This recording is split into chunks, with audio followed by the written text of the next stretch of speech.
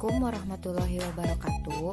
Kami dari kelompok 2 kelas 2B beranggotakan Izni Jatnika, Rinjani Cikal, Nina Widiani, Deti Wina, Nur Hikmah, Ayu Lestari, dan Mary Septian. Pengkajian dan pengumpulan data keperawatan.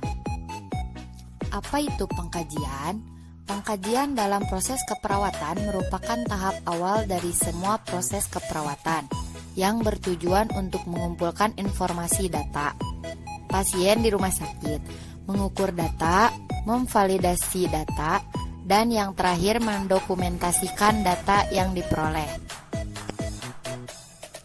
Tujuan pengkajian. Yang pertama, mengumpulkan informasi terkait status kesehatan pasien dari berbagai sumber data. 2. Mengumpulkan, mengorganisasikan, serta mencatat berbagai data yang menjelaskan respons tubuh masalah kesehatan. Yang ketiga, mengidentifikasikan kebutuhan pasien terhadap masalah keperawatan yang akan mempengaruhi layanan keperawatan yang diberikan. Keempat, mengumpulkan data fokus yang mendukung masalah keperawatan yang sedang atau akan berada pada pasien. 5. Menjamin adanya informasi dasar yang berguna memberikan referensi untuk mengukur perubahan kondisi pasien. Yang terakhir, menyajikan data yang cukup bagi justifikasi kebutuhan pasien untuk melakukan tindakan keperawatan. Karakteristik data. Yang pertama ada lengkap, yaitu data yang terkumpul harus lengkap guna membantu mengatasi masalah pasien yang adekuat. Misalnya, pasien tidak mau makan selama 3 hari. Perawat harus mengkaji lebih dalam mengenai masalah pasien tersebut dengan menanyakan hal-hal sebagai berikut. Apakah tidak mau makan karena tidak ada nafsu makan atau disengaja? Apakah karena adanya perubahan pola makan atau hal-hal yang patologis? Bagaimana respon pasien mengapa tidak mau makan? Yang kedua, akurat dan nyata, yaitu untuk menghindari kesalahan, maka perawat harus berpikir secara akurat dan nyata untuk membuktikan benar tidaknya apa yang didengar, dilihat, diamati, dan diukur melalui pemeriksaan ada tidaknya validasi terhadap semua data yang mungkin meragukan. Yang ketiga, relevan. Pencatatan data yang komprehensif biasanya menyebabkan banyak sekali data yang harus dikumpulkan sehingga menyita waktu dalam mengidentifikasi.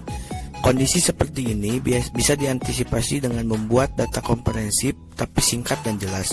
Dengan catatan data yang relevan sesuai dengan masalah pasien yang merupakan data fokus terhadap masalah pasien dan sesuai dengan situasi khusus. Selanjutnya ada cara pengumpulan data. Yang pertama ada metode observasi. Mengobservasi data merupakan suatu metode data dengan menggunakan indera. Pada saat perawat menggunakan indera penglihat, contoh ukuran tubuh dan berat badan, gestur wajah, dan ekspresi pasien, apakah pasien tidak nyaman, panca indera penciuman, contoh bau tubuh atau bau nas, dan indera pendengaran, contoh bunyi jantung, suara paru, usus bising, dan lain-lain. Selanjutnya ada metode wawancara. Wawancara adalah metode belajar data yang direncanai dan disepakati oleh pasien dan perawat. Tujuannya untuk mengetahui informasi mengenai kesehatan pasien dan mengevaluasinya.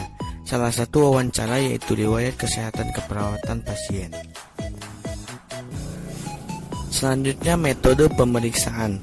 Metode pemeriksaan langsung ke keadaan fisik pasien dan menggunakan observasi dengan panca indera untuk melihat masalah kesehatan pasien. Pemeriksaannya dengan sistematis dan pendekatan sistem tubuh dengan pasien. Pada saat melakukan data dengan menggunakan metode ini, perawat harus mencatat hasil dari pemeriksaannya. Model keperawatan dalam pengkajian atau pengumpulan data. A. Model Gordon tahun 1982, pola kesehatan fungsional. Yang pertama ada pola penata laksanaan kesehatan atau persepsi sehat. Yang kedua ada pola nutrisi seperti metabolik. Yang ketiga ada pola eliminasi. Yang keempat pola aktivitas seperti latihan. Yang kelima pola tidur dan istirahat. Yang keenam pola kognitif seperti perseptual dan keadekuatan alat sensori. Yang ketujuh pola persepsi konsep diri. Yang kedelapan pola peran dan tanggung jawab. Yang kesembilan pola seksual seperti reproduksi. Yang kesepuluh pola toleransi, stres. Yang kesebelas pola dan nilai keyakinan. B. Model Royce tahun 1984 membahas model adaptasi. Yang pertama ada kebutuhan fisiologis.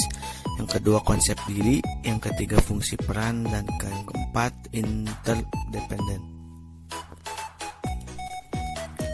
C. Model Orem 1985 self-care atau kemandirian klien dalam merawat dirinya sendiri. Yang pertama, pemenuhan kebutuhan oksigen. Yang kedua, pemenuhan kebutuhan cairan. Yang ketiga, pemenuhan kebutuhan nutrisi. Yang keempat, pemenuhan kebutuhan eliminasi. Yang kelima, keseimbangan aktivitas dan istirahat. Yang keenam, sosial. Yang ketujuh, pencegahan. Yang terakhir, kedelapan, promosi. D. Model Doengoes 1993. Yang pertama ada aktivitas atau istirahat. Yang kedua sirkulasi. Yang ketiga integritas ego. Yang keempat eliminasi. Yang kelima makanan dan cairan. Yang keenam hygiene. Yang ketujuh neurosensori. Yang kedelapan pernafasan. Yang kesembilan keamanan. Yang kesepuluh seksualitas. Yang kesebelas interaksi sosial.